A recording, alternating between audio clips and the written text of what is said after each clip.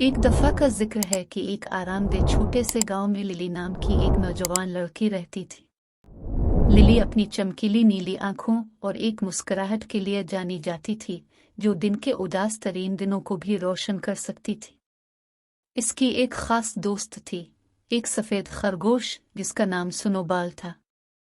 हर रोज़ school के बाद lily और सुनोबाल अपने गांव के करीब परफितन जंगल को तलाश करते।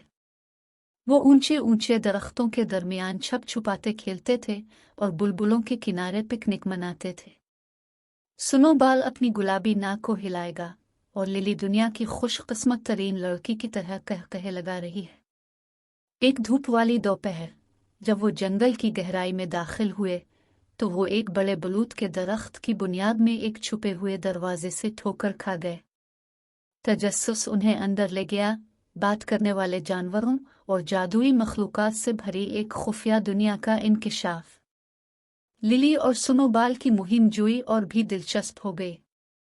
इस दिन से लिली और सुनोबाल ने अपने जादू के जंगल में लातादाद मुहिम जुई का इश्तिराक किया, दोस्ती के बारे में कीमती सबक सीखने और फितरत के अजायबात को एक साथ दरियाफ्त किया।